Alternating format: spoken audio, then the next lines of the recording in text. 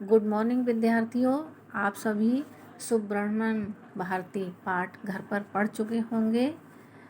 मैं उम्मीद करती हूँ कि आप सभी को यह पाठ अच्छी प्रकार से समझ में आ गया होगा। मैंने आपको कठिन शब्द याद करने के लिए दिए थे, आप सभी तैयार कर चुके होंगे। आइए अब हम इस पाठ में दिए गए कुछ कठिन शब्द को सीखते हैं। आप सभी ध्यान से देखेंगे और मैं शब्दों का उच्चारण करूंगी। इन शब्दों के उच्चारण को ध्यान में रखते हुए आप इन सभी शब्दों का उच्चारण घर पर करेंगे और इन सभी शब्दों को आप अपनी कॉपी में लिखेंगे। तो आइए ध्यान दीजिए। पहला शब्द है क्रांतिकारी। शब्द संख्या 2 स्वतंत्रता। स्वतंत्रता। शब्द संख्या 3 तेजस्वी। तेजस्वी। शब्द संख्या 4 व्यक्तित्व। व्यक्तित्व। शब्द संख्या 5 द्रवित। द्रवित। शब्द संख्या 6 विभूषित। विभूषित। शब्द संख्या 7 स्वच्छंदतावाद। स्वच्छंदतावाद। शब्द संख्या 8 समर्थन। समर्थन। शब्द संख्या 9 प्रकाशित। प्रकाशित। शब्द संख्या 10 साप्ताहिक। साप्ताहिक। शब्द संख्या 11 प्रतिबंध। प्रतिबंध। शब्द संख्या 12 संपादन। संपादन।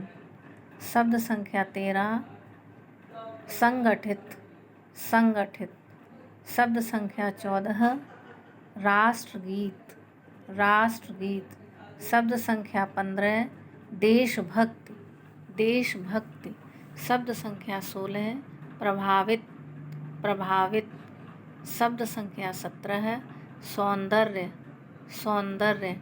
शब्द संख्या 18 स्थापना। स्थापना। शब्द संख्या 19 ओजस्वी। ओजस्वी। शब्द संख्या 20 प्राणघातक। प्राणघातक। ये सभी शब्द आपको अपनी कॉपी में लिखने हैं। आइए खोलिए पेज नंबर 43। अब आप सभी पृष्ठ संख्या 43 पृष्ठ संख्या 43 खोलिए। इसमें सबसे पहले हम अति लघु उत्तरीय प्रश्नों पर बातचीत करेंगे। पहला प्रश्न है सुब्रह्मण्यम भारती की कविताओं का मुख्य स्वर क्या था।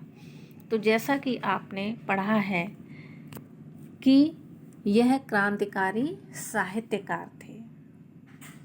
इनकी कलम से स्वतंत्रता हेतु जन जागरण का शंख फूंका, अर्थात इन्होंने क्रांतिकारी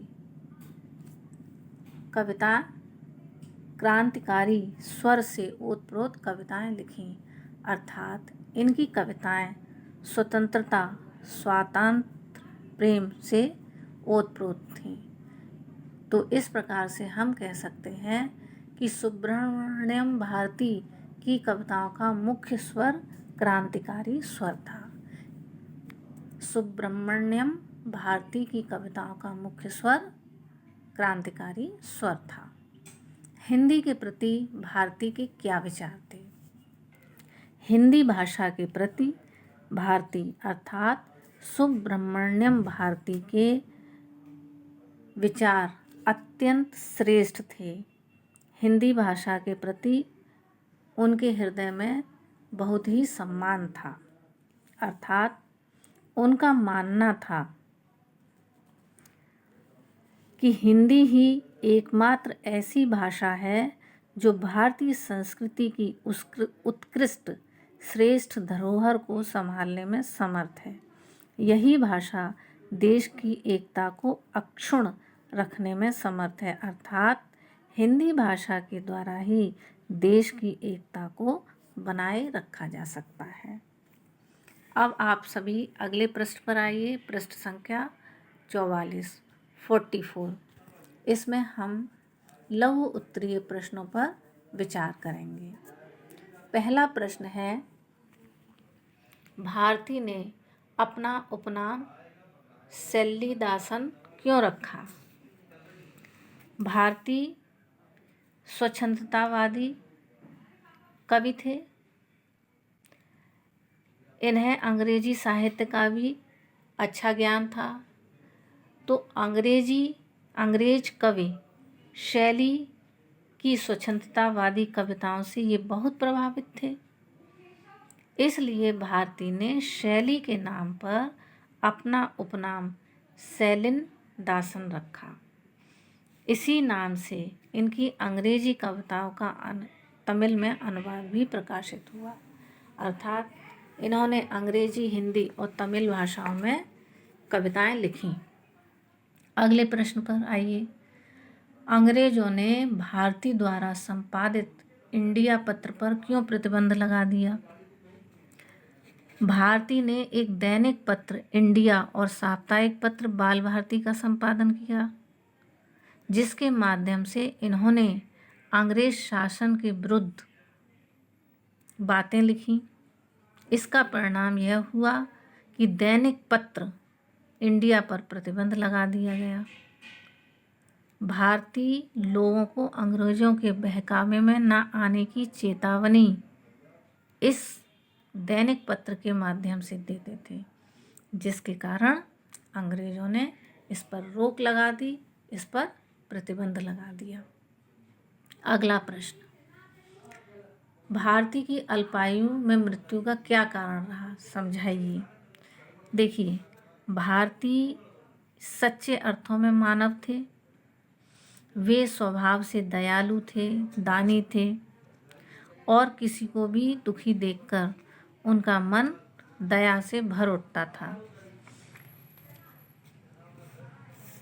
भारती तिरुवल्लीवेणी के मंदिर के पालतू हाथी को प्रतिदिन गन्ना और नारियल खिलाने जाया करते थे। संयोगवश एक दिन वह हाथी पागल हो गया। लोगों ने उस दिन उन्हें उसके पास जाने के लिए मना किया, लेकिन वे नित्य की भांति उस दिन भी उसके पास गए और उसे गन्ना खिलाने पहुंच गए। पास जाते ही हाथी ने उन्हें अपनी सूंड में लपेटा और ज़मीन पर पटक दिया, जिसके कारण उन्हें बहुत भारी चोट आई और अंत में यह प्राणघातक सिद्ध हुई। इस प्रकार से उनकी मृत्यु हुई। आप सभी को अति लघु उत्तरीय प्रश्न और लघु उत्तरीय प्रश्न अपनी कॉपी पर लिखने हैं। अगली कक्षा में मैं आपकी कॉपी देखूंगी, जिसमें कठिन शब्द और प्रश्न लिखे होने चाहिए। धन्यवाद विद्यार्थियों।